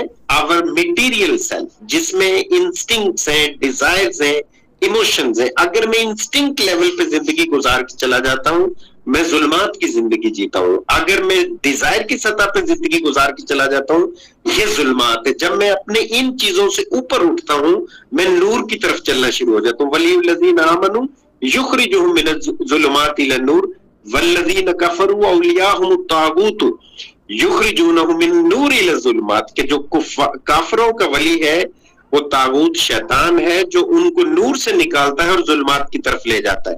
مطلب سول سے نکال کے ان کو باڈی اورینٹڈ کر دیتا ہے، میٹیریل اورینٹڈ کر دیتا ہے. وہ ٹاپ ٹو ٹو ڈیزائرز میں ڈوبے ہوئے ہوتے ہیں، وہ ایون سول کا انکار کر دیتے ہیں. وہ کہتے ہیں یہ سینسول چیزیں ہی، سینسول فزیکلٹی ہی، آل اس کے اندر بس اپنی خواہشیں پوری کرو. جیسے وہ کارل مارکس نے کہا تھا کہ I have been in that since ages ages, تو میں نے یہ کنکلوڈ کیا کہ انسان میں پیٹ لگا ہوا، اس کو بھرو اور سیکس کرو، دس از لائف، نتھنگ ایلس. لیکن انسان کیونکہ خدا کا راز ہے، اس کو اس لیول پہ اترنے کے لیے اپنے آپ کو ڈی کنڈیشن کرنا ہوتا ہے. اور یہ سب سے خوبصورت فلسفہ صرف تصوف نے بیان کیا ہے، کیونکہ تصوف انسان کی بیسک خواہش پہ ضرب لگاتا ہے، نفس پہ ضرب لگاتا ہے. قرآن کا سارا اسپرٹ انسان کے نفس کے خلاف ہے، انسان کی خواہش پہ ضرب لگاتا ہے قرآن. وہ میں ضرب لگانے کے لیے تیار نہیں ہوں تو میرے اندر ذکر و اذکار تو آ جائے گا لیکن کریکٹر پیدا نہیں ہوگا. جیسے جیسے میرے اندر میں تھوڑا سا اپنی جبلی سطح سے تھوڑا سا کوشش کروں کہ جس چیز کو میں نے ابنڈن کرنا ہے، کوئٹ کرنا ہے، میں کروں، تو پھر ذکر اپنا اثر گہرا دکھاتا ہے. اس لیے اقبال بعض بہت چھوٹی چھوٹی جگہ پہ جا کے بڑی باریک تنقید کرتا ہے ان کے اوپر جس نے تصوف کو ایکٹیویزم سے توڑ دیا. اقبال نبی صلی اللہ علیہ وسلم کی سیرت سے اور قرآن کے فلسفے سے تصوف کو بیان کرتا ہے. نبی صلی اللہ علیہ وسلم کی تمام سیرت میں ایکٹیویزم نظر آتا ہے. 124,000 پروفٹس کی لسٹ میں اونلی اے سنگل پروفٹ جن کے ہاتھ میں تلوار نظر آتی ہے، باقی کسی پروفٹ کے ہاتھ میں تلوار نہیں تھی. ریزن اس کی کیا تھی کہ انہوں نے نافذ کرنا تھے ڈیوائن لاز کو، اس کے لیے تلوار ضروری تھی. تصوف ذکر و اذکار کا نام نہیں ہے. تصوف بنیادی طور پہ ذکر و اذکار کے ساتھ ایکٹیویزم کا نام ہے. پیسیو عبادت گزار صوفی نہیں ہوتا، وہ ایکٹیو ہوتا ہے. وہ اقبال کی جیسے ایک چھوٹی سی پوائم مجھے کلک کر رہی، وہ کہتا ہے تیری نگاہ میں ہے ایک فقر و راہبانی، سکوں پرستی راہب سے فقر ہزار، فقینہ سفینہ کا ہے ہمیشہ طوفانی. وہ تو طوفان برپا کر دیتا ہے جہاں پہ ہوتا ہے. اس کی گفتگو اگر چھڑ جائے، وہ کہیں بولنا سٹارٹ ہو جائے تو سمجھ آتی ہے کہ وہ بول رہا ہے. اس کو اس چیز سے کوئی نظر نہیں، غرض نہیں ہوتی کہ سننے والا ناراض ہو جائے. ہو جائے ناراض ہوتا ہے تو وہ تو ایک ایسی فریکوینسی کی بات کر رہا ہوتا ہے جو اس کی ہوتی نہیں ہے, وہ خدا کی فریکوینسی ہوتی ہے. یہ تمام ماشاءاللہ فریکوینسیز اگر دی ہیں تو یہ صوفیاء نے دی ہیں. جامی رحمت اللہ علیہ نے اس کو ایکسیلنس پہ پہنچایا 15th سینچری میں. دیکھیں جب جامی رحمت اللہ علیہ فارس میں ایگزسٹ کرتے ہیں تو سب کانٹیننٹ میں مجدد الافسانی رحمت اللہ علیہ موجود ہے. مجدد الافسانی رحمت اللہ علیہ کوئی 1530 کے قریب دنیا سے پردہ فرماتے ہیں, 2530 کے راؤنڈ اباؤٹ وہ بھی موجود ہے. اور یہ سارا سیکوینس پیچھے سے چلتا آ رہا ہے. اب یہاں پہ تصوف بنیادی طور پہ پلیوٹ کہاں سے ہونا شروع ہوا ہے؟ پلیوٹ وہاں سے شروع ہوا ہے کہ جب 3 چیزیں تھیں. میرے صاحب اجازت ہے مجھے, میں کہیں خطبے کے اسپرٹ سے تو نہیں ہٹ رہا؟ نہیں آپ صحیح جا رہے ہیں بالکل. ذرا یہ کریں کہ کنکلوڈ کر لیں. اوکے میر صاحب اس میں یہ تھا کہ دیکھیں اقبال نے 3 بڑی بیسک باتیں کہی تھی. اقبال نے کہا تھا کہ مسلمان اسلام کی روح سے غافل ہوا. 3 بڑی بیسک کور ویلیوز بتائی تھی اقبال نے. اس نے کہا تھا مغربیت, جس کو ویسٹرنائزیشن کہا اس نے کہا اس کی ریزن یہ تھی کہ ان کی ساری سویلائزیشن جن 5-6 کور ویلیوز پہ کھڑی ہوئی تھی, اس میں لذت پرستی تھی, اس میں شہرت پرستی تھی, اس میں مادہ پرستی تھی, اس میں سرمایہ تھا, اس میں ہرس تھا. تو اس وجہ سے مسلمانوں نے یہ چیزیں اپنانا شروع کر دی تو دین اسلام کی روح نکلتی چلی گئی. دوسری وہ ویلیو بتاتے ہیں دین اسلام کی روح نکلنے کی وجہ, وہ امتزاجیت کہتے ہیں, ایڈمکشرزم اس کو کہتے ہیں, کہ دین اسلام کے اندر ہندو ایلیمنٹس مکس ہو گئے, ادھر سے گریکس کا فلسفہ مکس ہو گیا جو انٹلیکٹ کی بیس پہ خدا کو ڈھونڈ رہا تھا, جس میں پلوٹائنس آف ایجپٹ جیسی بڑے نام تھے جو مجدد الافسانی رحمت اللہ علیہ جن سے انسپائر تھے. اس کے بعد تیسری جو چیز تھی جو اقبال بتاتے ہیں وہ کہتے ہیں کہ وہ ریجنلزم تھا. مطلب جو ڈیوائن آئیڈیا تھا لا الہ الا اللہ کا, یہ ریجن اور بیونڈ باؤنڈریز تھا. جب انہوں نے ان کو بیریکیڈز میں تقسیم کر دیا اور کنٹریز بنا دی اور ان کی بیس پہ نیشنز بنا دی تو انہوں نے پھر مسلم امہ کو بانٹ دیا. تو دوبارہ اس مسلم امہ کو اٹھانے کے لیے اقبال کا کہنا یہ ہے کہ دوبارہ سے وہی کریکٹر فل پیوریفائڈ لوگ موجود ہوں گے, تو دوبارہ سے یہ خاص لوگ دوبارہ سے رینیسنس آف اسلام کا کام کر سکیں گے. اب میں فائنلی جو ہے نا, اس کو اقبال جب دنیا سے پردہ فرما رہے تھے تو انہوں نے ایک ربائی گنگنائی تھی. میر صاحب میں آپ کی توجہ چاہوں گا, فرید بھائی بھی مجھے سن رہے ہوں گے, یہ غالباً 21 اپریل تھا. میں بس اس ربائی پہ کنکلوڈ کروں گا. 21 اپریل تھا اور یہ صبح کوئی اراؤنڈ کوئی تقریباً 4:15 یا 5 بجے کے قریب کا ٹائم ہے. اور یہ ربائی علی بخش نے سنی تھی جو انہوں نے گنگنائی تھی. یہ پیام مشرق میں غالباً 19 نمبر ربائی ہے. سرود رفتہ باز آیت کے نہایت, نسیم از حجاز آیت کے نہایت, سرامد روزگار ای فقیرے دیگر دانائے راز آیت کے نہایت. کہ کب حجاز کی طرف سے ٹھنڈی ہوا چلے گی, اس فقیر کا تو وقت آ گیا ہے, پتہ نہیں پھر کب وہ دانائے راز آئے گا. اب دیکھیں اس کے بعد کہا یہ جاتا ہے کہ اقبال جو انہوں نے سن نہیں پائی علی بخش نے, وہ کیا تھی وہ سنے گا. اگر می آیت آ دانائے راز, اگر میرے بعد وہ دانائے راز آ جائے, بدے اوراں پیام جاں گدازے, اسے میری طرف سے یہ پیام دے دینا. ضمیر امتاں راہ می کنت پاک, امت کے ضمیر کو پاک کرنے والا شخص 2 قوائف میں لپٹا ہوا ہوگا. کریم یا حکیم نے نوازے, یا تو وہ نبی صلی اللہ علیہ وسلم کی طرح ایک کریم شخص ہوگا, یا وہ ایک ایسا نالجبل پرسن ہوگا جس کے پاس تمام علوم ہوں گے اور امت اس کے پیچھے آ کے کھڑی ہو جائے گی. اس کا مطلب یہ ہے کہ اقبال, اس میں آپ اگر فورس ہی کریں تو اقبال جو ہے وہ آنے والے ٹائم میں دیکھ رہے ہیں کہ امت نے دوبارہ اس میں سے جو پیوریفائڈ کریکٹرز ہیں, جو قرآن اور حدیث کے مسلک اور فرقوں سے نکل کر صحیح ڈیوائن فریکوینسی اور اسپرٹ پہ آئے گا. وہ کوئی شولجر ہو سکتا ہے, وہ کوئی پروفیسر ہو سکتا ہے, وہ کوئی بیوروکریٹ ہو سکتا ہے, وہ جب اس فریکوینسی پہ آپریٹ ہو رہا ہوگا تو وہ ڈیوائنلی کنٹرولڈ ہوگا. قدرت ایسے لوگوں کو چوز کرے گی اور پھر جا کے ان کو رینیسنس آف اسلام کے لیے ان کو استعمال کیا جائے گا. میں اسی کے ساتھ کنکلوڈ کرتا ہوں. ماشاءاللہ جو یہ مسٹک اور صوفی فلسفی چلتی آ رہی ہے یہ اس ڈے تک چلتی رہے گی جب تک یہ ٹائم سپیس اور یہ کاسموس رہے گا اور جب تک دین اسلام کا بول بالا نہیں ہو جاتا. لیکن اس میں ذکر اور فکر کے ساتھ وہ مسلمان جو ہے وہ کام اللہ رب العزت کی طرف سے چوز کیا جائے گا جو ایکٹیویزم ہوگا, جس کے اندر ہوگا, جس کے اندر کریکٹر ہوگا. بہت شکریہ امیر صاحب. ماشاءاللہ ماشاءاللہ. جی نکل کر صحرا سے جس نے روم کی سلطنت کو الٹ دیا تھا, سنا ہے میں نے کرسیوں سے وہ شعر پھر ہوشیار. ماشاءاللہ کیا کہنے, یہ تو آپ کیا کہتے ہیں علم کا سمندر ہے. ماشاءاللہ یہ قلم کارواں کے اندر ایسے ایسے ہیرے اللہ تعالیٰ نے بھیجے. اب میں یہ پروگرام کے منتظم جناب محترم ڈاکٹر یاسر حسین ستی الخیری صاحب سے کہہ رہا ہوں کہ پروگرام میں شریک معزز حضرات اور خواتین اسلام کا شکریہ ادا کریں, پھر نعیم قریشی صاحب کی ہم بات سن لیں گے. جی ڈاکٹر یاسر حسین صاحب. جی الحمدللہ, اللہ تبارک و تعالیٰ کا لاکھ لاکھ شکر. حضور نبی کریم صلی اللہ علیہ وآلہ وسلم کی نظر عنایت اور بزرگوں کی توجہات کہ آج کا پروگرام بڑے احسن انداز کے ساتھ سجا, اور اس میں جتنے بھی حضرات اور خواتین نے شرکت فرمائی میں سب کا شکریہ ادا کرتا ہوں. بالخصوص درگاہ گوڑا شریف سے مولانا عبدالرحمن جامی صاحب, انہوں نے خوبصورت مقالہ پیش کیا. اللہ تبارک و تعالیٰ ان کے علم میں عمر میں برکتیں عطا فرمائے, اور ہم یہ یقین رکھتے ہیں کہ آئندہ بھی اسی طرح اس پروگرام کو وہ رونق بخشتے رہیں گے. جتنے بھی حضرات و خواتین نے تبصرے فرمائے میں سب کا شکریہ ادا کرتا ہوں. اگلے جمعرات کو انشاءاللہ تصوف کے پھر کسی نئے موضوع کے ساتھ حاضر ہوں گے. اسی پہ اختتام کرتے ہیں. سبحان ربک رب العزت عما یصفون وسلام علی المرسلین والحمدللہ رب العالمین. شکریہ. جی نعیم قریشی صاحب.